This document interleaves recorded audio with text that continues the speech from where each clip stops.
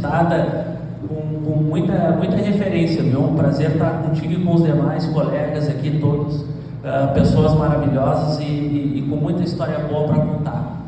E, né, Paulinho, esse bate-papo de forma informal, né, bem descontraída mesmo, com esse objetivo de a gente compartilhar informações e poder aproveitar mais um pouquinho esse tempo juntos aqui. Paulinho.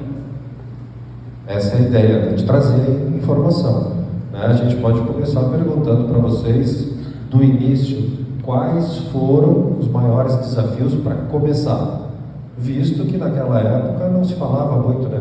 Eu venho de uma época que o pessoal comprava televisão e ganhava internet junto, né? Hoje a televisão praticamente desapareceu e só se fala em internet, não se fala em outra coisa. Então vamos começar ali pelo Fabiano. Quais foram, Fabiano, os maiores desafios? Lembrando para vocês que se vocês quiserem cortar e entrar falando do colega, é tranquilo, tá? Por favor, Fabiano. Oi. Minha maior dificuldade foi lá em meados de 2005, né, onde estávamos limitados à contratação de link, porque em Arroio Grande somente a Oi fornecia link de dados de maior capacidade para ser distribuído e não havia mais capacidade de dados. E desta forma nós buscamos, naquela época, trazer o link de outra cidade. E como fibra ótica naquele momento não existia, não estava ao nosso alcance, nós tivemos que montar torres, né, ainda com link de 5.8 até a cidade de Pelotas, aqui, mas por uma questão de um dono de uma fazenda que tinha no local e não deixava instalar a torre na fazenda dele, nós fomos até Rio Grande, que em linha reta era a mesma distância, né? Passado alguns anos, eu conheci o Paulo, né, um colega de Jaguarão que também está aqui, e chegou na mesma dificuldade. E aí nós unimos forças, dividimos as estruturas, né, e de Rio Grande nós conseguimos transpor a questão do território lá para instalar uma nova torre e buscamos um link em Pelotas, ficou um pouco mais fácil. Para vocês terem uma ideia, naquela época nós contratamos 2 megas, algo em torno de R$ 2.300 mensais, e entregávamos 64K, 32K de velocidade. Nós contratamos da antiga GVT 10 megas por R$ 1.400, então era muito mais capacidade com um valor muito baixo. Essa dificuldade fez com que a gente conseguisse transpor uma barreira muito grande, que era a barreira do investimento, a questão do conhecimento técnico. Muitas coisas eram testes, né? E a gente tinha que botar na prática e fazer funcionar, e varar muitas vezes a madrugada fazendo o sistema nunca parasse. Mas em contrapartida nós ganhamos muita capacidade de expansão naquela época, e isso foi um passo à frente. Hoje nós já estamos com fibra, né? Então os rádios não foram mais atendendo e hoje a gente já tem uma fibra nessa região. Foi essa. Vamos longe. Foi isso. Ou seja, a infraestrutura era o maior problema no início. Era o maior problema. Hoje a infraestrutura já não ofende mais.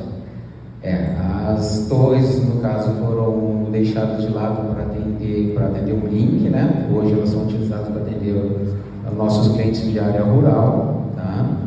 E nessa região nós instalamos uma fibra também em parceria e consórcio com o colega de Jaguarão, Pedro Osório, o Igor, está aqui conosco também, né? De Canguçu, e hoje nós temos um anel em fibra ótica de Jaguarão a Pelotas, tá? Então, bem construído, e que hoje nós estamos buscando utilizar ele da melhor forma possível, com muita capacidade. Hoje nós inverteu a régua. Hoje o mega está muito barato porque tem muita estrutura, é isso, né? Hoje nós temos uma excelente estrutura aí, uma rede bem robusta para atender toda a região. Ítalo, e para ti aí, como é que foi o desafio de ser o CEO de uma operação, né? Tem a total autonomia? Conta um pouquinho para nós como é que foi o início, como é que tu começou ali na NovaNet. Boa tarde. A NovaNet tem desde 2007, né? E eu entrei na Novanet em 2019. Então, acho que como todo provedor, o Giares, que era o dono da Novanet, é muito técnico, muito conhecimento técnico, muita questão de rede, desafios que o Fabiano passou, nós passamos também tempos atrás, né? E tinha uma dificuldade na parte da gestão, né? Então eu cheguei, recebi o convite, tive a oportunidade de entrar para complementar esse conhecimento, dar conhecimento mais de gestão, comercial, financeiro, para profissionalizar melhor a gestão do provedor e complementar com o conhecimento técnico que ele tinha, né? E foi bem numa época de expansão, a gente cresceu muito depois, a gente entrou em 6 cidades, que fibra ótica depois que eu entrei, então a gente aumentou muito o número de clientes, a gente mais que dobrou os clientes nesses 4 anos agora. Maravilha. E o maior desafio de lidar com o dono, como é que foi lá no início? Como é que foi a transição de ele entregar a chave para ti? Não, foi tranquilo. Quando ele entregou a chave, ficou 6 meses sem ir, né? A gente não aguentava mais, né? Foi descansar, né? Aí depois ele voltou, né? Ele não entregou a chave, ele largou a chave, não. entregou e é tudo contigo, é isso? Mas tem autonomia total e tem o apoio e a confiança de Giares também. Então, já tinha alguma experiência na área? Já conhecia alguma coisa? Não, eu só formado em TI, mas gestão eu estava no serviço público, né? Também que eu me exonerei e fui para lá, né? Agora eu tenho conhecimento técnico, mas mais focado na gestão.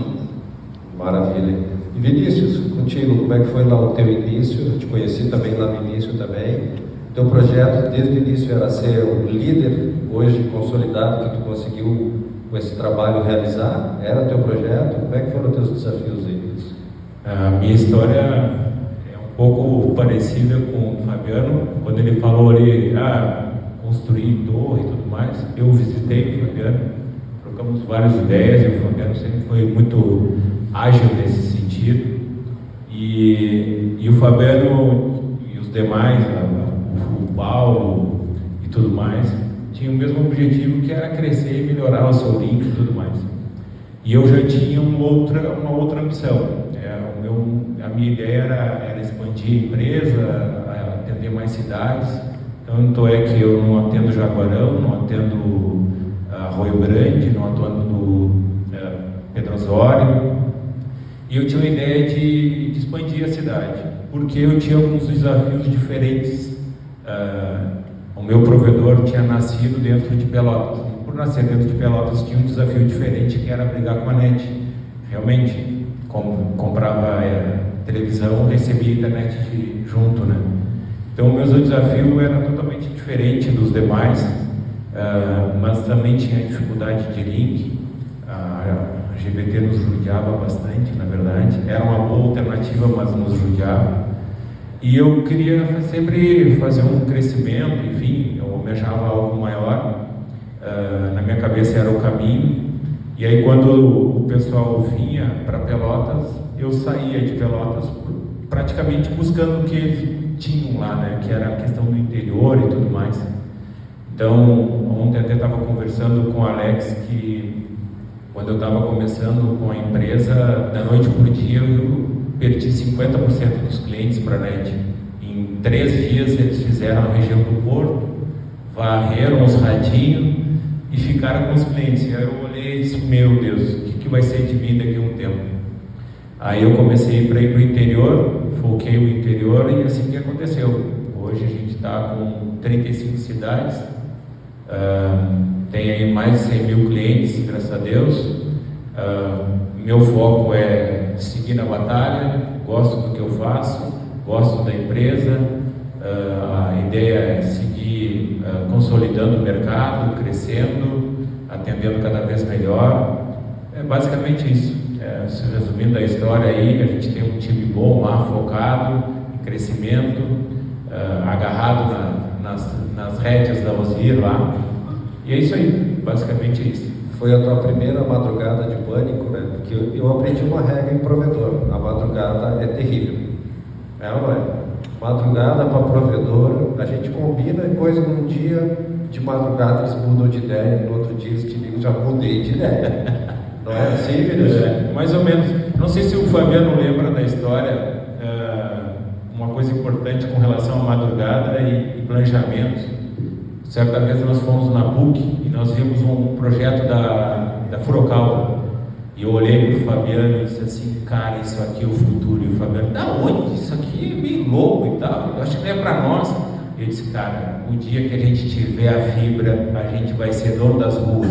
Era isso que eu tinha na cabeça. E aí, com o passar do tempo, as coisas foram fluindo. E aqui estamos, o mercado é gigante, muitas pessoas aqui vivem disso, fazendo e realizando seus sonhos. Eu fico muito grato e feliz por participar de todo esse movimento de mercado e nos aceitar. Aqui é um novo mercado.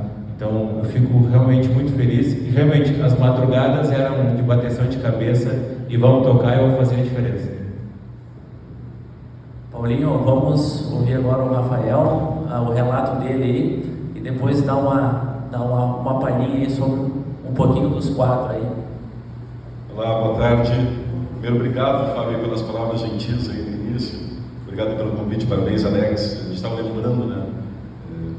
Quem não conhece um pouco a história, o provedor que nós tivemos começou em 96, né? A gente começou com acesso de escada. E quando fazia um evento da Internet Sul, lá no passado, ter uma sala cheia como essa em Porto Alegre, no evento anual, era um grande desafio, né? Hoje a gente fica feliz de ver um evento regional ter esse público aqui, grande, né? Interessado, participativo. A gente fica super orgulhoso de ver o crescimento do setor, do mercado da própria entidade, né? De muito orgulho. Mas, falando de desafios, né? Cara, eu acho que no início o desafio era tudo impossível e imaginável, né? Porque começar um provedor em 1996, a gente agora se entrega a idade, né? O tempo, onde tudo era mato, né? Pensa assim, um provedor de acesso discado na internet, né? Para ter uma ideia, link, o primeiro link, o Fabiano estava falando ali, né? Nosso primeiro link do provedor em Rio Grande, quando começou a operação, foi com a Universidade Católica aqui de Pelotas, um link de 19.200 bits por segundo, sabe o que é isso? 19K, para 6 linhas telefônicas se conectarem ao mesmo tempo e dividir isso em 6. Então, parece um absurdo, né, hoje a gente falar isso como referência, mas foi assim que a gente começou no mercado, nessa época, nesse tipo de situação. Linha telefônica não é como hoje, que o mercado da operadora, que a gente acha ruim, né, eficiente, embora privado, era público. Aqui em Pelotas era CTLR, né, vocês devem lembrar aqui, operadora, o resto do estado era CRT, e para comprar uma linha telefônica a gente tinha que botar um anúncio no jornal, né, compra essa linha telefônica, pagava um absurdo, né, 3, 4, 5 mil reais, imagina isso, há 25 anos atrás, agora quase 30, para comprar uma linha telefônica para poder conectar um cliente à internet, né. Então, assim, esse início foi bem desafiador, né, e era precário e básico, né, a gente até brinca e conta as histórias lá da empresa, no início, a mesa do provedor era uma porta lá da casa que foi tirada e foi transformada em mesa.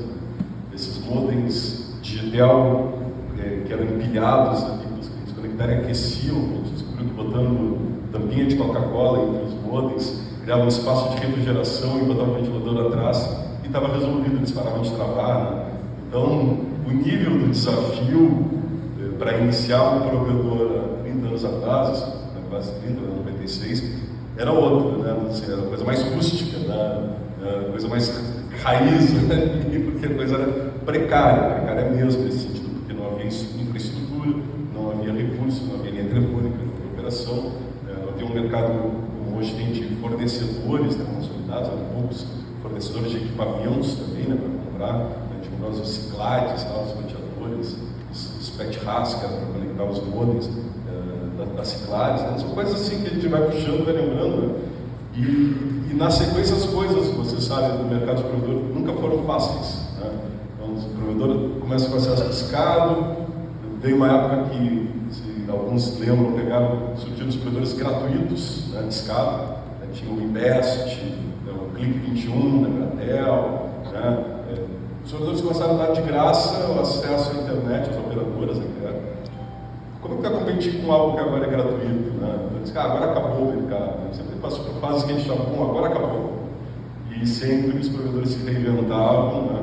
E encontravam maneiras de permanecer. Depois veio a DSL, né? A gente teve essa grande dificuldade também, porque nascemos no acesso discado, a operadora não provia acesso, nós comprávamos a infraestrutura, né? Os links dedicados, e os modems e as linhas, fazíamos o acesso. Veio o ADSL e eles disseram, não, vai mudar a regra. Nós seremos donos da infraestrutura, a rede é nossa, vocês vão fazer somente a autenticação do modem ADSL. A LGT não permitia que a operadora funcionasse, isso salvou os provedores, senão a gente teria tudo morrido naquela época. Então, mas nós viramos mero autenticadores. Então, a operadora ficava com filé, ficava com um ticket de R$80, e a gente ficava com um ticket de R$10, R$15. Então, só para autenticar, prestar suporte e e-mail para o cliente. Bom, agora acabou. Então vamos construir rede de rádio, né, as primeiras torres, criar a nossa infraestrutura de rádio para competir com a operadora e fibra, e aí vai. Né? Então, assim, a transição, hoje que a gente viveu vários ciclos dentro da mesma empresa, uma empresa de acesso escada, uma empresa de autenticação ADSL, uma empresa de banda larga via rádio, uma empresa de banda larga via fibra. Né? Então, cada etapa a gente já falou, agora a coisa não vai dar mais para ir adiante. E se encontrava maneiras, né? Acho que isso está no DNA dos provedores, né? Essa luta, busca por alternativas, sobrevivência, competição, diferenciação e liderança. Né? Acontece para muitos aí conseguir se diferenciar nesse mercado. Isso é muito notório, a gente percebe pela história de vocês, até pela presença de todos aqui também, porque seguiram essa trilha, né? Em algum momento, certamente, vocês inspiraram, vocês, eu digo todos que estão aqui, devem ter inspirado alguém aqui, mesmo que indiretamente, né? E eu pergunto para vocês o seguinte, até nessa trajetória a gente fala muito de questões técnicas, né? Eu sou uma pessoa que não vem da área técnica, eu me apropriei de conhecimento técnico, mas eu não sou da área técnica, né? Eu venho da área de marketing. O desafio agora, qual é? O próprio Luiz hoje deu umas cutucadas ali, dizendo que cliente é preguiçoso, né? O que brilha hoje no olho do cliente? Como é que está essa relação? O que vocês enxergam para frente, para o futuro, para o crescimento e para a manutenção do provedor? Como é que é essa visão de vocês aqui? Quem gostaria de dar uma?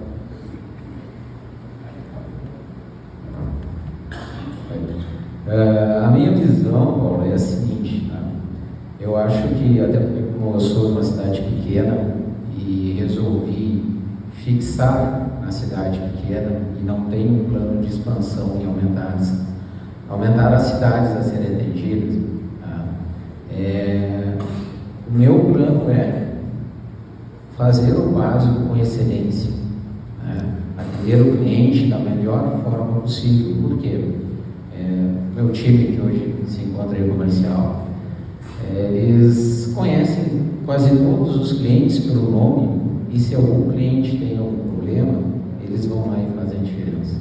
Então, fazer o básico com excelência, para mim, é que há de essencial e o primordial para que o cliente permaneça, que ele tenha um atendimento caloroso e ele saiba com quem ele está conversando, porque muitas vezes nos chega a questão, né?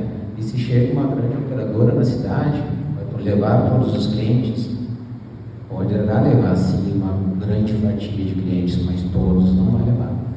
E aqueles clientes que ali estão vão fazer o trabalho de novo, vão fortificar o nome da empresa e começa todo o ciclo outra vez. Porque o mundo não para, né? Está tudo mudando a todo instante, por que nós vamos ser estáticos? Nós precisamos mudar também. E isso faz parte do ciclo. Essa é a minha visão, é ter a excelência naquilo que é básico, atender o cliente como se o produto fosse para nós mesmos. Excelente visão. O próprio Luiz está fazendo assim com a cabeça, ele está concordando contigo, né? Já é uma bela validação. Então, tu entende que a tua missão é ser o melhor provedor da tua cidade e não em muitas cidades, é isso? Ou seja, tu ser a referência no local, é isso? Exatamente. Ser referência e atender com maestria, né? Fazer com que o cliente ele entenda o valor. Como muitos clientes muitas vezes chegavam, falam para mim, né? Me encontram na rua, eu tenho a tua internet. Muitas vezes não falam não, eu tenho a tua internet, porque eu gosto do atendimento do teu pessoal. Então esse sentimento, ele é muito valoroso, esse sentimento aí é muito gratificante, né? E a parte de tecnologia, então, ela deixa de ser o foco do provedor, a infraestrutura ela deixa de ser foco e o cliente passa a ser o foco. É isso que tu está trazendo? Exatamente isso. Ítalo, tens a mesma visão? Como é que é o trabalho de vocês lá? Lembrando que, pessoal, vocês podem interagir uns com os outros, ok? Nós, na Novanet, a gente está estruturado para a expansão, pretende expandir mais, mas não descuidando do que a gente está na base. Então, a gente está trabalhando processos nossos e atuando para manter, tanto que o nosso churn é muito baixo, muito para a nossa região aqui, que é privilegiada, nossos clientes acham que estão muito bons, mas o dever de casa também está sendo bem feito. Então, eu estava comentando, conversando pela manhã com outro provedor, e nosso maior desafio hoje é vender bem. O meu maior número de cancelamento é nos primeiros 2 ou 3 meses, ou 4 meses. O cliente que contrata acaba não pagando. Ele contrata o nome do pai, da mãe, do filho, aí vai lá e contrata o Vinícius, o nome do pai, da mãe, do filho, e usa 2 anos e não paga ninguém. E a gente acaba tendo esse custo. Então a gente está tendo cuidado para fazer uma venda qualificada, para a gente ir cuidando do nosso cliente da base. Então a gente está, desse móvel, expandindo mês a mês no provedor. Então, dentro da tua ótica, o negócio é expandir em cima de venda. A ótica do Fabiano é cuidar do que está em casa e tu queres expandir cuidando do que está em casa também, é isso? Isso aí. Mas está difícil de cuidar do que está em casa hoje. Tem muito assédio, né? Não tem, sempre tem. Tanto que vou adiantar o operador grande em São Lourenço do Sul, entrou claro, e nós continuamos vendendo, não tivemos um alto índice de cancelamento, mas está. Pela proximidade que o provedor local tem, faz muita diferença. O atendimento é mais rápido. A gente tem loja física em todas as cidades, então é mais fácil, o cliente se sente mais confiante em ser atendido por um provedor local do que por uma rede provedora. Então, até tem a loja da Clara, da Oi, que tu consegue comprar, mas depois tu consegue ser atendido, demora para ser atendido, tem todos os problemas. A nossa região aqui, que foi atingida pelo ciclone, em São Lourenço do Sul, levou 15 dias para voltar à luz. Já tinha internet no lugar, já estava resolvido os problemas de internet e eu ainda não tinha nem luz. Então...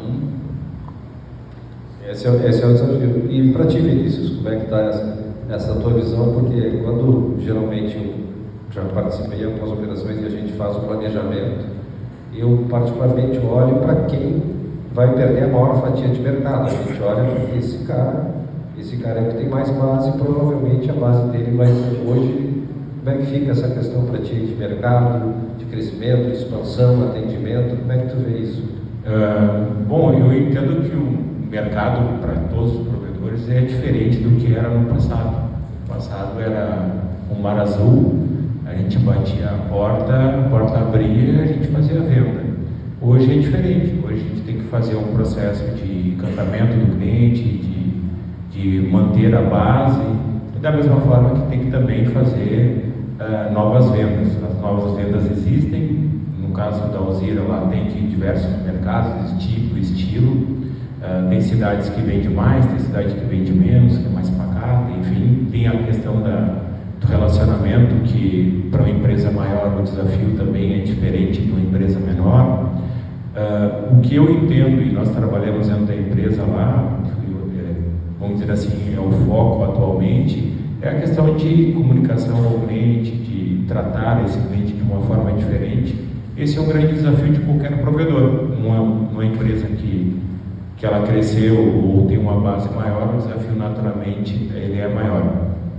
Mas uma coisa que eu vejo que ao passar do tempo vai acontecer cada vez mais, tem um crescimento demográfico de toda e qualquer cidade, mas esse crescimento não acompanha a sede de todos os provedores. Então tem toda uma questão de movimento de carteira que a gente tem que ter responsabilidade com relação ao capital que a gente está trabalhando. Dinheiro não aceita desaforo, então a gente não pode enxergar que logo ali, eu vou, falando por mim, tá? Vou sair de 100 mil, vou para 200 mil de forma orgânica. Eu estaria sendo irresponsável que isso não vai acontecer, porque de fato a porta já está preenchida e eu não tenho como abrir ela de novo, a não ser que eu faça, sei lá, 50%, 40% do ticket. Eu acho que também isso não vai acontecer. Então tem que ter muita responsabilidade com relação ao capital e entender que o tempo é outro. Nós não estamos antes pandemia nem durante pandemia. Então eu vejo que relacionamento é importante, tem que ser desenvolvido, tem que entregar o melhor serviço possível. As facilidades também é uma coisa que a gente trabalha muito dentro da empresa, ser mais fácil, mais acessível. E o caminho é este. O mercado mudou e a gente vai se adaptar da melhor forma possível. Rafael, tecnologia ainda é o fundamento do negócio ou qual é a tua visão? Sabe que a gente não pode ignorar, ela faz parte do setor, mas para o cliente, né, ele não está prestando muita atenção nisso, porque você quer que a internet funcione bem. O que tu está usando para fazer isso, qual é a tecnologia, quanto tu tem de link, né? Vamos dizer, pensando tem um link de 2 MB, de 20 MB. O cliente quer que funcione. Né? Agora, esse posicionamento, eu acho que o provedor tem que estar sempre atento. Se vai para qualquer empresa, né, entender qual é o seu posicionamento estratégico, a estratégia que é dona, como é que ele se coloca de modo de diferenciação no mercado, se ele está brigando pelo preço, se ele está brigando por velocidade, se ele está brigando por satisfação, ok, escolha a sua estratégia e defenda ela. Né? Mas eu sempre acredito, né, que as pessoas, principalmente que elas vão buscar um provedor local, elas estão buscando algo diferente. E aí eu acho que é um exercício que cabe cada um fazer, de entender e buscar o que é esse diferente. No ano passado a gente olhava e disse, cara, a gente não quer ser como operadora. Nosso benchmark, a gente vai dizer, quem é? É a operadora X, a operadora Y? Não são elas. A gente fez até na época um exercício para olhar assim, quais são as empresas hoje que apaixonam o cliente?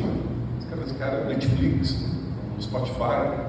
O que esses caras fazem, então, para ser tão legal, desejado e as pessoas gostam disso? E aí é buscar essas outras referências, talvez até fora do mercado, para entender o que pode trazer para o teu negócio para inovar, fazer algo diferente, que seja capaz de impactar o mercado. Lá atrás, cara, a gente viu uma coisa, para nós, a gente foi sofrer, foi muito difícil sofrermos, mas fizemos, que era o fim da fidelidade. Entendemos por quê? Porque quando a gente fez estudo, alguém disse assim, cara, eu fiquei impactado, o Netflix mandava um e-mail dizendo, o preço a partir do mês que vem mudará para tanto. Se você, por causa disso, disse isso para a qualidade dos nossos serviços. Se você não está adequado com isso, clique aqui para trocar o plano. Se você acha que não está bom, clique aqui para cancelar. Mas, como o cara faz isso? O cara confia muito para dizer que pode cancelar. Né? E aí, clique e cancela. No dia ligar a TV, nossas políticas de uso estão mudando. Leia, clique aqui se você está de acordo. E se você não está de acordo, clique aqui para cancelar. É o operador que faz isso, não? Ninguém faz. A gente não pode fazer isso também. Claro, vamos fazer amanhã, um ano, né, muito sofrendo, desenhando, né, como fazer maneiras de ter um bom relacionamento e reter, né? Tem que medir. Instalou no cliente médio, como foi a instalação, a satisfação, medir. Vendeu médio, como é que foi a satisfação da compra. Ligou para o suporte médio, como é que foi a satisfação. Cara, numa relação aberta tem que estar perguntando todo o tempo, né? Tá bom pra ti? Tá beleza? A gente brincava, né? Que nem casamento. Tu não pergunta para a esposa como é que tá bem, se tá bem, um dia tu vai ter uma surpresa, né? Cara, olha, não tá bom faz tempo, não percebeu ainda. Tu tem que perguntar toda hora, tá tudo bem, tá legal, o que pode fazer para melhorar ainda? Não ter relação com o cliente é a mesma coisa. Eu acho que tem que fazer um exercício. E a questão da tecnologia que eu gosto, sempre gostei, essa questão da disrupção, de pensar diferente, cara. O que dá para fazer de diferente no meu negócio, no meu segmento, que pode impactar positivamente o cliente e ele se surpreender? Cara, cada um tem esse exercício no seu mercado, né? Funciona para um, funciona para o outro. Talvez não é uma regra de copia e colar, não sei todo mundo quebrando fidelidade. Cara, não. Naquele caso, naquele mercado, naquele momento, daquela forma, funcionou. Agora, para outros pode ser o fim. Então, cabe cada um fazer uma análise desse cara, o que dá para fazer de diferente antes que o outro faça e mude o meu mercado. Então, é tomar iniciativa, né? Antes que invente um Uber que era o meu táxi, o que eu vou fazer? Que Uber eu posso criar? Antes que invente um Airbnb que era o meu hotel, o que eu vou fazer? Sabe?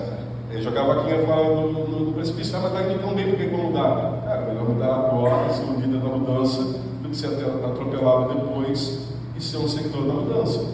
Então, mas aí, de novo, vai dando uma estratégia de visão de negócio, saber o que faz sentido, como que eu quero me posicionar e diferenciar no mercado e fazer algumas coisas assim, ousadas, né, para tentar impactar.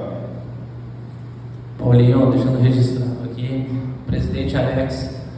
O Internet Sul na Estrada tem sido muito especial, né, para todos nós, assim, que temos percorrido o estado, e nós já conversamos sobre isso, né. Aqui a gente vê relatos, histórias diferentes, né, estratégias diferentes, né? Cada provedor, cada empresa tem uma trajetória, tem um desafio. Como o nosso setor é muito plural, né, esse modelo de provedores aqui no Brasil, não existe lugar algum no mundo, né, onde mais de 20 mil empresas conectam esse continente todo aqui, e realmente é de se destacar essa pluralidade mesmo, né, do setor, né. A gente visita os provedores, eu não pude estar onde presente aqui, né, o presidente esteve aí, e cada provedor é uma estrutura, uma mentalidade, equipamentos, opera, né, de uma forma diferente, e isso é muito bacana. É um setor realmente com muito desafiador, né, muito crescimento. Paulinho, por gentileza, contigo. Achei que ia fazer uma pergunta para os nossos colegas aí. Tecnologia é meio, né? Já foi o início, mas hoje é meio, né? Quando tu usaste o Netflix, quem é que usa a tecnologia do Netflix aqui? Quem é que conhece a tecnologia do Netflix aqui? Eu acho que eu ousaria dizer que ninguém conhece. A gente usa o que eles disponibilizam através da tecnologia. Então isso é uma coisa que a gente tem que estar atento, porque muitas vezes a gente foca muito na questão técnica e esquece do benefício que a gente tem que levar para o cliente, que foi uma das falas do Fabiano aqui. Qual é o benefício que o meu cliente está tendo com o meu negócio? Né? Então hoje a internet já é uma commodity, a gente já tem essa disputa, né? Trazer uma questão aqui que o Vinícius levantou, que eu achei muito interessante, que é aceitar desaforo, Vinícius. Como é que... Fala um pouco mais sobre aceitar desaforo e explica para os colegas aqui também sobre essa teoria do desaforo aí, por favor. Quando o cliente liga para o provedor, que ele tem que saber ouvir um pouquinho de desaforo e internalizar os problemas, atender o cliente de forma global, né? Esse é o aceitar o desaforo. Pois é, esse é um grande desafio que a gente tem todo dia. E nós estávamos falando mais cedo também com relação todo o tempo a gente tem que se adaptar ao mercado e à competição. E com relação ao dia a dia e o atendimento, que é o grande desafio, muitas vezes a gente tem que engolir alguns sapos, né? E dar uma volta por cima e encontrar uma maneira de entregar um melhor produto para os clientes e um melhor atendimento. Eu fico pensando assim que o que será, eu entendo que o Rafael está falando com relação ao Netflix, mas o nosso produto é diferente, né? O modelo de atendimento, a questão tem várias coisas diferentes, e às vezes a gente tenta copiar esse modelo determinado mercado e trazer para dentro dos provedores. A gente faz muito isso, né? E não é fácil, porque muitas vezes o cliente hoje traz alguns problemas que são de fato de uso dele, traz para o provedor como se fosse responsabilidade do provedor. E não é a primeira vez que eu vou a evento fora do Brasil buscando informação, tentando enxergar um pouco mais o que vai ser o mercado, e de fato o mercado brasileiro ele é o mais avançado nesse sentido. E o problema fora daqui o maior problema hoje não é mais tecnologia de fato, mas é o atendimento aos clientes. E o pessoal reclama, tá, mas o cliente sempre me traz o problema como se fosse minha obrigação. No Brasil isso já é normal. É normal a gente atender as obrigações do cliente. Lá fora eles estão aprendendo a lidar com isso. Isso é uma novidade total para eles. E aí o que acontece? Então, um processo de adaptação e um processo de equilíbrio entre as forças, onde a gente vai ter que, na curva de conhecimento, entender que nem tudo é de cunho do provedor, mas o provedor tem que estar preparado para desenvolver também esses clientes e desenvolver um modelo de negócio que consiga entregar o melhor serviço possível. Compartilha da mesma visão também, Ítalo, Fabiano? Eu acredito que sim, e muita questão do provedor, como tu comentou, internet é commodity, então não é mais problema de internet, então o problema é entender o que é. Hoje que é o problema, o Wi-Fi é tecnologia, mas não é problema, é equipamento do cliente, como o Vinícius falou. Eu tenho um celular, mas não passa nada e acaba dizendo que não passa a velocidade e conseguir educar o cliente e entender o cliente. Mas o que acontece também com o provedor, que eu acho interessante, é quando o cliente tem um problema e ele é atendido de uma forma rápida e boa, essa experiência se torna melhor ainda para o cliente do que o cliente nunca teve. O cliente que tem uma internet, nunca teve problema, não vai nem se lembrar de te indicar. Mas agora, se teve problema, tu atendeu, tu resolveu ele, ele vai dizer, aqueles caras são bons, né? Então eles vai começar a te indicar. Então eu acho isso muito importante. Só contribuindo aí, o Vinícius está falando, eu gosto de fazer uma analogia, né, um veículo, porque hoje, para termos um veículo, é necessário, para dirigir um veículo, é necessário ter habilitação e passar por uma autoescola. Então, no Brasil, isso é normal. Então, toda pessoa precisa saber dirigir para poder conduzir o seu veículo. A internet foi colocada, entregue à população sem que ninguém fosse habilitado a essa realidade, né? Então, é muito fácil para o usuário e cômodo também dizer é problema na internet, a internet está fraca.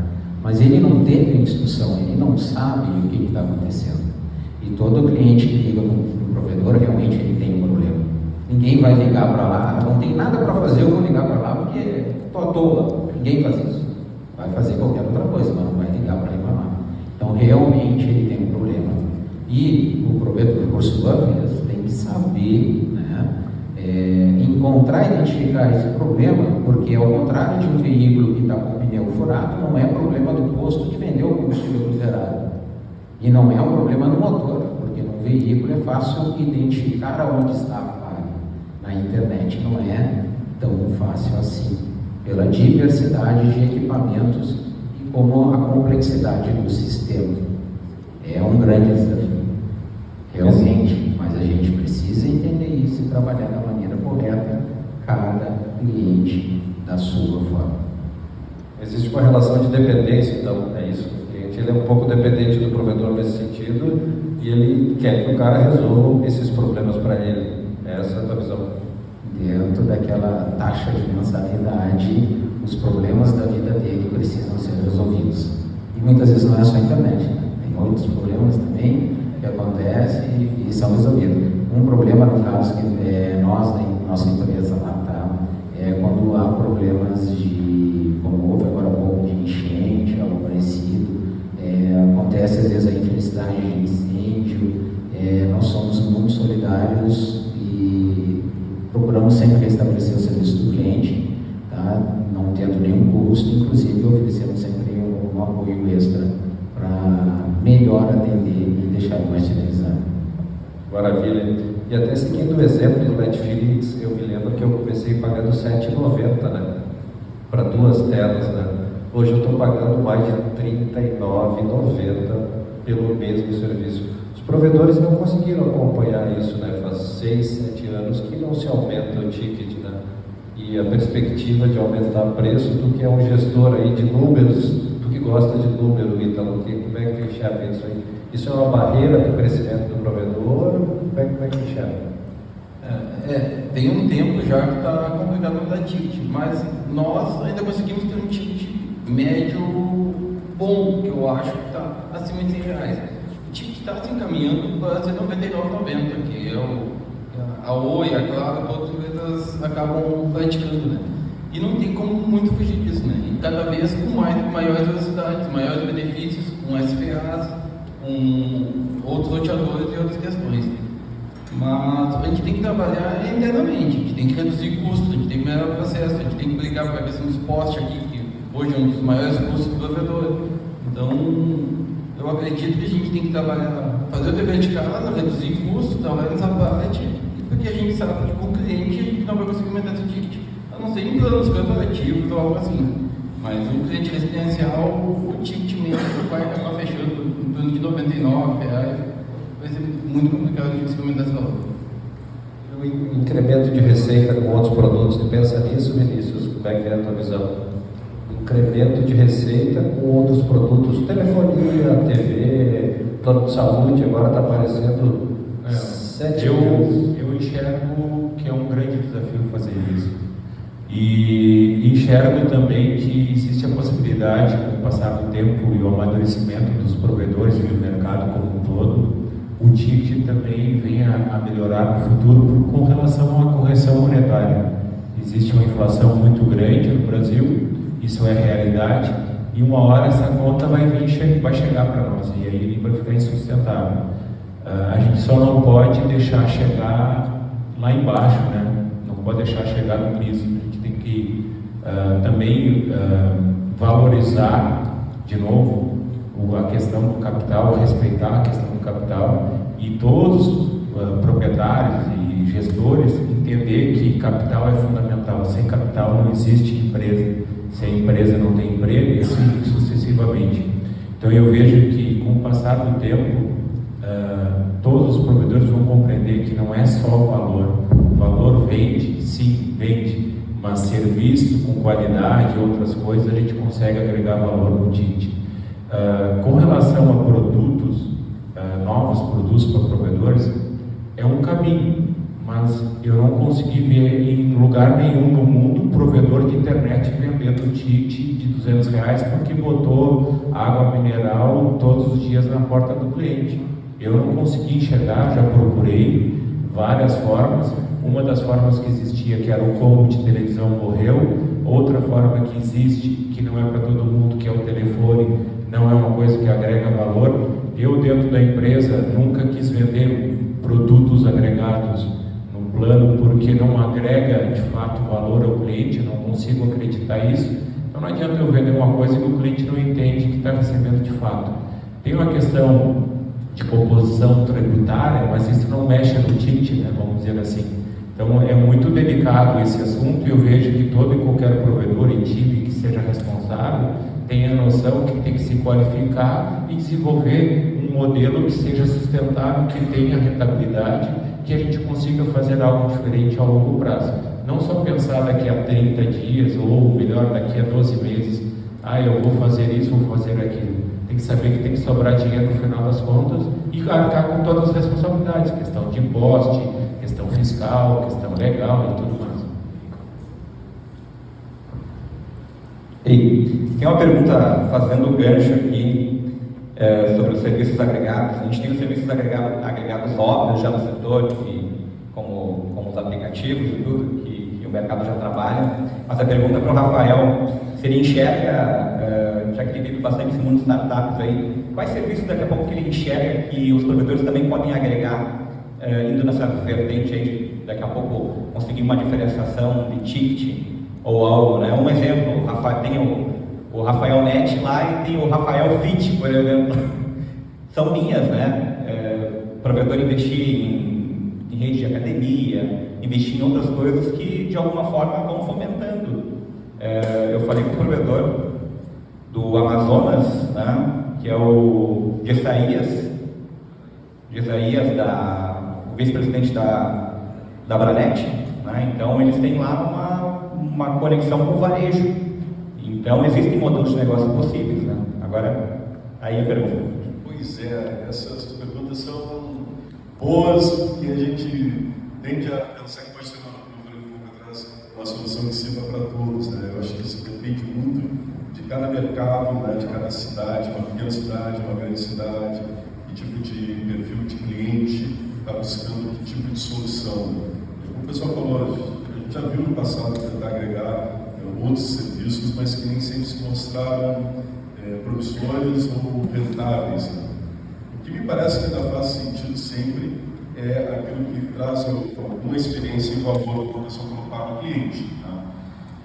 E talvez uma grande chance que sempre é discutida e pensada e falada é aquilo que o Fabiano estava falando. Mas, olha, a pessoa tem um problema com acesso, né, e não entende como que resolve, entende quem é a responsabilidade.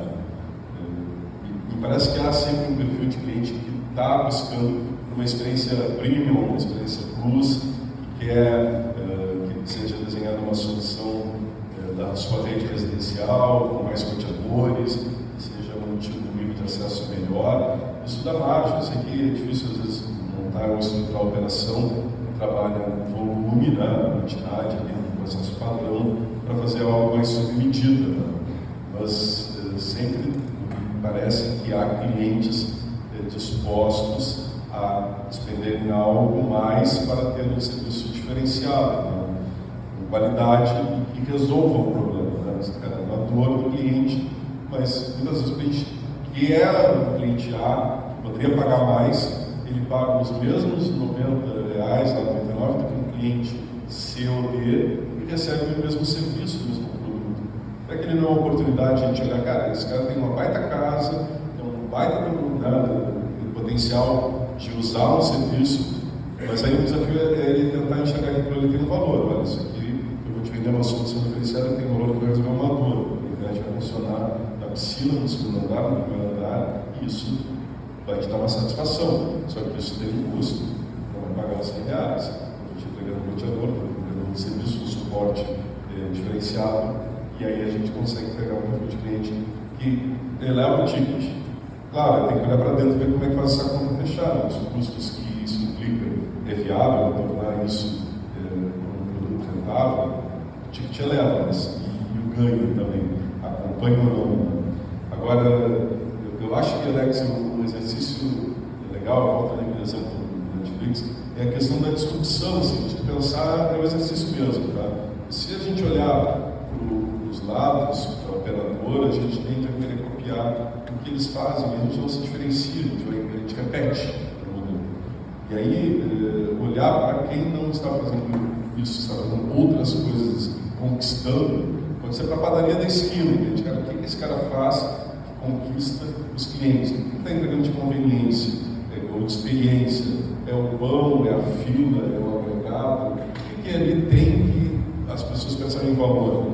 Claro, ele faz um exercício. O que eu, na minha área, no meu negócio, consigo também criar de valor, criar experiência para esse cliente? Não vejo mais assim, acho que já passou um pouco das soluções empacotadas, assim, vamos botar TV, vamos botar assinatura de música, vamos botar... acho que isso já foi, alguns funcionários não. Acho que vale um olhar mais atento para entender o que o cliente quer e o que ele está disposto a pagar para ter isso. Essa é a minha. Vai daí então, por favor.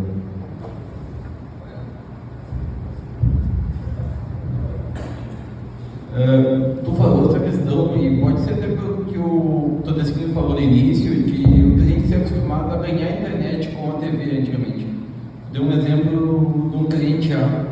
O cliente A ele vai gastar R$10 numa TV, toca a cada 3 anos. Mas se tu tentar cobrar 199 dele para colocar 3 roteadores, ele não vai querer te pagar. Então, é um desafio a questão do ticket, é um desafio essa questão. Eles estão muito mal acostumados assim, a ganhar tudo de graça. Eu acho que até é um pouco o que o Vinícius falou de aceitar desafio. A gente aceita desafio de mais diferente disso. Então, eles estão acostumados a ganhar tudo de graça. E se tem que pagar R$1 a mais para ter um outro roteador, ele já não quer pagar.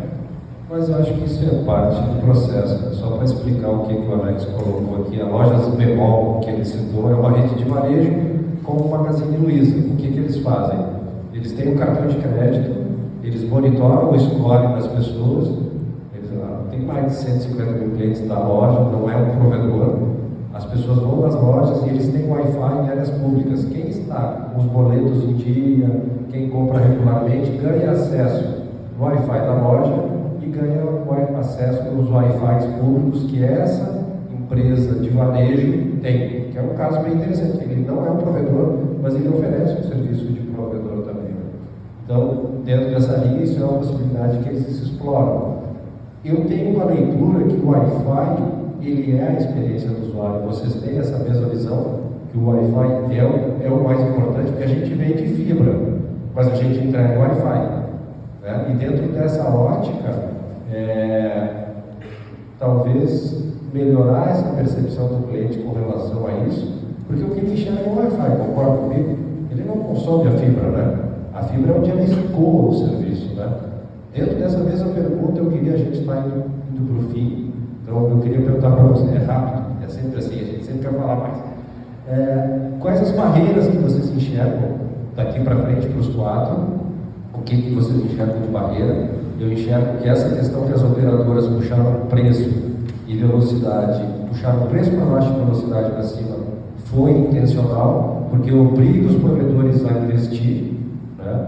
O provedor geralmente não tem uma boa gestão e não fiquem bravos comigo, ou fiquem bravos comigo, né? Existe muito desperdício, e eu queria ouvir de vocês quais são as barreiras. Falem um pouco sobre essa questão do Wi-Fi, da percepção do cliente, e das barreiras também que a gente tem daqui para frente.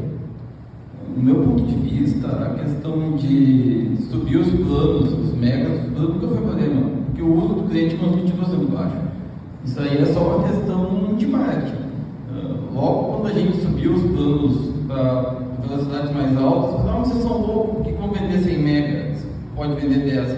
O cliente continua consumindo 1 mega, 1 mega e meio. Não faz diferença nenhuma. O problema para mim é baixar o ticket. Isso a gente nunca fez. A gente sempre manteve o ticket e vendia planos mais altos. Mas como eu falei antes, a internet acaba que está commodity. Então o que a gente está tentando colocar é colocar uma experiência do Wi-Fi para o cliente. Colocar 2 roteadores, 3 roteadores, para assim abranger toda a casa e acabar evitando que esse cliente haja chamado depois da manutenção. Outra coisa que a gente faz é cabear as TVs também, porque acaba tendo problema na TV do Wi-Fi, né? Então a gente acaba já antecipando esses problemas do cliente para tentar evitar atendimentos, chamadas, visitas produtivas no futuro. Eu acredito que o desafio, né, dos valores, eu já vi isso no passado com a informática, aconteceu isso. Celulares, chip era dado, celular quase de graça, né? Então hoje não é mais a realidade, mudou, porque os custos começaram a bater na porta das grandes empresas também, assim como bate mais rápido na porta da pequena empresa. Então não existe mágica, não tem como ninguém ganhar nada de graça. Na internet, pode ainda reduzir um pouco o valor? Pode, o valor não vai diminuir, mas vai aumentar a capacidade de entrega de produto, mas no momento essa conta vai precisar ser paga para todos. E aí, quem sabe, vai ter uma nova valorização, taxação do valor da internet. Essa é a minha visão que eu tenho, né? E estamos ainda num bom mercado de internet. Poderá ficar um pouquinho mais dificultoso, sim, mas pode melhorar também. Ou seja, a principal barreira que tu enxerga é a questão de manter o preço, é isso? Manutenção de preço. Anteriormente, até nós estávamos conversando mais cedo, e aí o maior desafio do provedor de internet é rentabilizar, botar dinheiro no bolso de quem investiu e para que a operação fique no ar. Esse é o maior desafio, no meu entendimento, de todo e qualquer provedor, porque tem 3 tipos de empresa: uma que vai ser vendida, outra que vai dar rentabilidade e a outra que vai quebrar. Provedor é um negócio que, graças a Deus, aceita desaforo, é difícil quebrar. Rentabilizar é o maior desafio, e a parte mais fácil de ser resolvida é ficar no mercado ou não ficar no mercado. Então eu entendo que rentabilizar, e aí, de novo, nós brasileiros muitas vezes não temos o devido respeito com relação ao capital e muito menos ao nosso tempo. Todo mundo tem uma curva de vida, enche o saco, cansa, enfim. Então, para todo e qualquer provedor é rentabilizar. Com relação ao TIT, o TIT pode permanecer a 99, com a taxa de juros ou, enfim, a inflação de 15%, não é mais 99. E a conta vai chegar. E o que eu quero dizer com isso? O equipamento vai crescer, o dólar vai subir. Então, com relação a rentabilizar, é aí que a gente tem que ser responsável. Eu sei que é difícil, mas não é mais o que era no passado, que a gente colocava 15 caixas na rua e botava, sei lá, 200 clientes, 40 clientes, enfim, era muito mais fácil. Então, a minha visão é que a gente tenha muita responsabilidade e que desenvolva bons negócios. Eu, dentro da empresa, sempre falo, a gente vai fazer negócio, mas não a qualquer tempo e não a qualquer preço.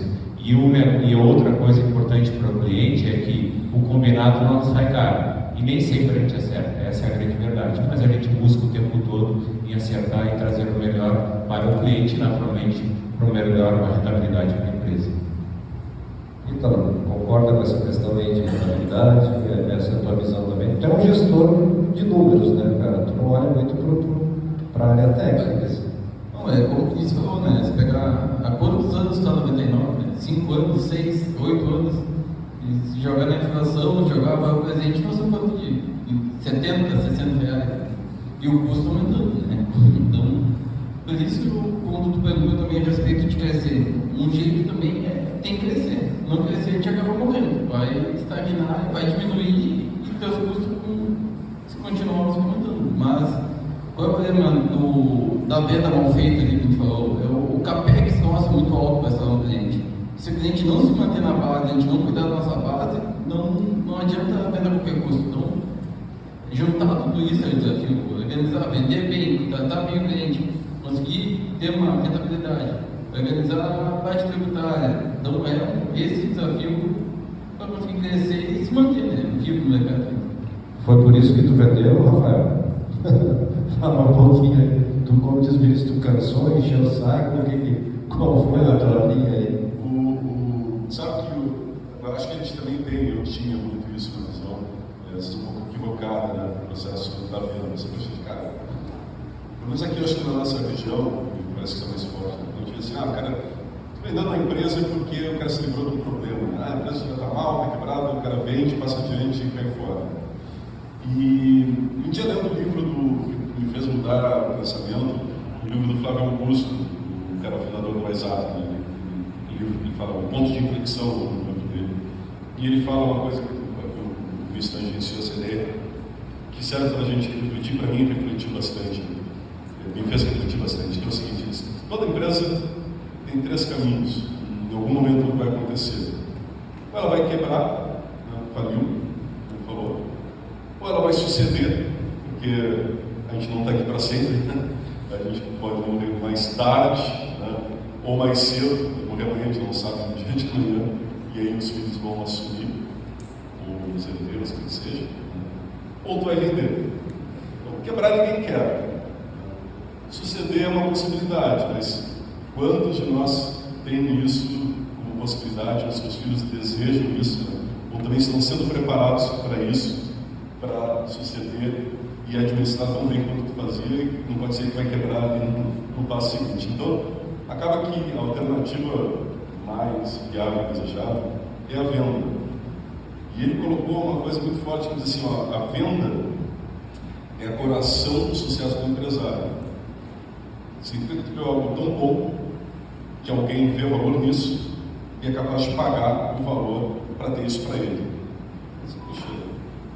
Essa fala fez mudar o meu modo de pensar, porque normalmente a gente imagina, eu imaginava, eu quero generalizar, que é isso. Cara, o cara vendeu porque estava mal.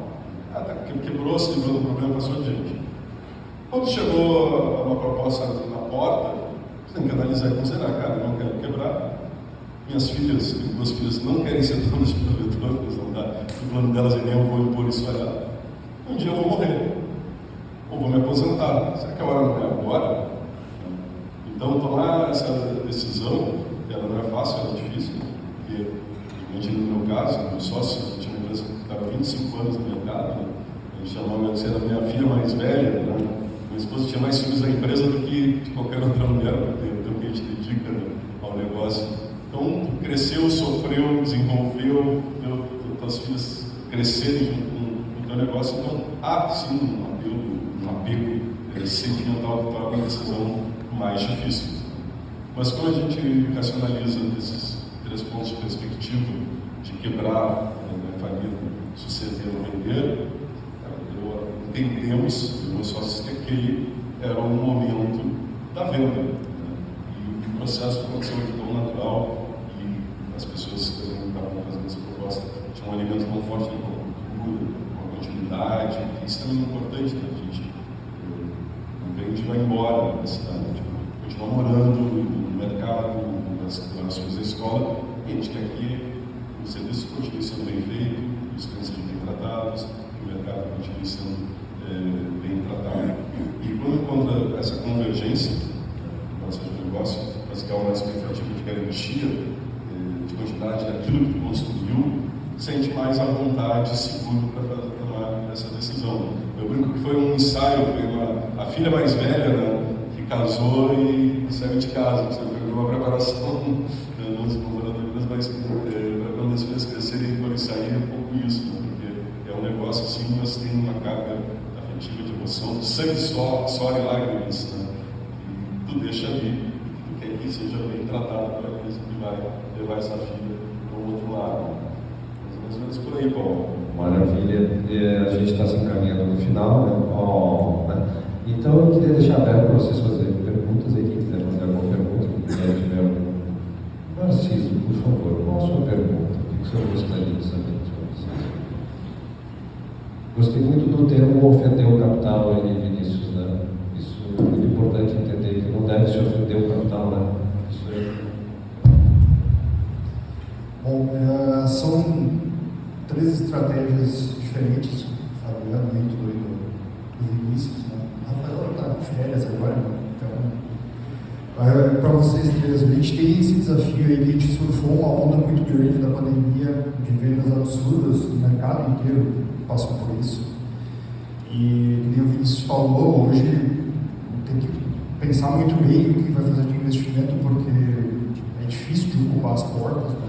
O crescimento não é mais lado. A gente tem ou cresce de forma inorgânica, né? Ou na sua estratégia de forma orgânica tem ali seu crescimento lento, gradual, mas lento. Eu enxergo que o grande desafio é a eficiência operacional hoje para realmente dar a rentabilidade que o Vinícius citou, que os outros citaram também. Mas dentro dessa eficiência operacional, o que vocês enxergam o maior desafio dentro da eficiência operacional? É qualificação de pessoas, processos, o que é dentro o que vocês enxergam nos cenários de vocês como assim, o principal desafio da eficiência operacional? Bom, quando a gente começou, o maior custo era link. Aí depois começou os investimentos. E hoje é estrutura, gente. O investimento está lá. E ter um time preparado, de fato, é um grande investimento. Naturalmente, respeitando as proporções de cada operação, eu entendo que ter um time qualificado para melhorar a eficiência do todo, do investimento, para trazer mais resultado, é fundamental. Mas é um grande desafio. Então, eu enxergo hoje que é realmente desenvolver um time qualificado que a gente consiga ter o melhor resultado possível. E esse é o desafio de qualquer empresa, de qualquer lugar do mundo. É sempre a mesma coisa quando chega em determinado momento. Um exemplo que agora aproveitando o desafio, dentro da Ozenet, a gente fez um trabalho há alguns anos para preparar, para consolidar, para seguir um caminho de consolidação e de crescimento orgânico, mas hoje enxergando muito o estratégico e o orgânico, que é a parte de aquisições. E para isso tem que ter bastante gente qualificada, senão não vira.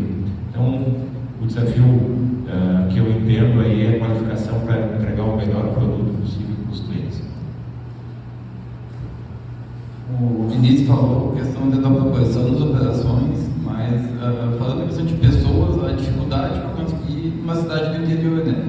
A gente que nossa operação tem Rio Grande do Sul, o Fabiano tem a Rio Grande, então é uma dificuldade conseguir e a gente acaba capacitando, né? Hoje a Novanet está com um excelente time, a gente tem ótimos colaboradores, mas o desafio é conseguir pessoas boas, comprometidas e que acreditam na empresa, né? Para seguir a cultura da empresa.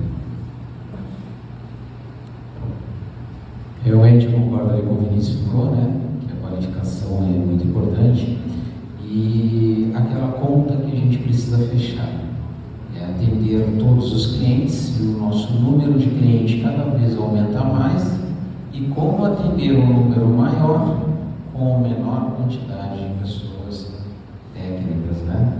Então a gente tenta fazer essa inversão, diminuir custo da empresa, ou seja, diminuir impostos, diminuir funções, diminuir quantidade de pessoas, mas o nosso número de clientes aumenta. Então, qual é o número correto? A pessoa precisa ser, nosso colaborador precisa ser muito eficiente, prestativo, trabalhar com o coração, com a emoção, mas a parte financeira, porque ele também tem as necessidades dele. Essa é a chave que a gente precisa trabalhar para conseguir chegar ao número básico e perfeito, e quem sabe a perfeição. Acredito que esse é o grande desafio realmente. Pessoal, estamos encerrando. Queria pedir para vocês palavras finais, aí, se vocês querem dar suas palavras finais. Olhando para o público aqui, a gente vê bastante público jovem, tem duas coisas no mundo que são muito caras. A primeira é o casamento e a segunda é o cabelo branco. E custa caro ter cabelo branco, não é verdade? No casamento a gente não vai falar sobre isso. Eu queria deixar para vocês as considerações finais aí de cada um. Eu queria agradecer a oportunidade aqui e o convite de vocês e parabenizar o evento que eu fiz aqui, que foi muito bom, e colocar à disposição. Se precisar de alguma coisa ou da Novanet, a gente está à disposição. Também agradecer a Internet Sul, a Alex, meu presidente, obrigado, Paulo, também pelo convite, e fazer uma referência ao Rafael. Rafael realmente é uma pessoa ímpar aí, sempre teve sucesso.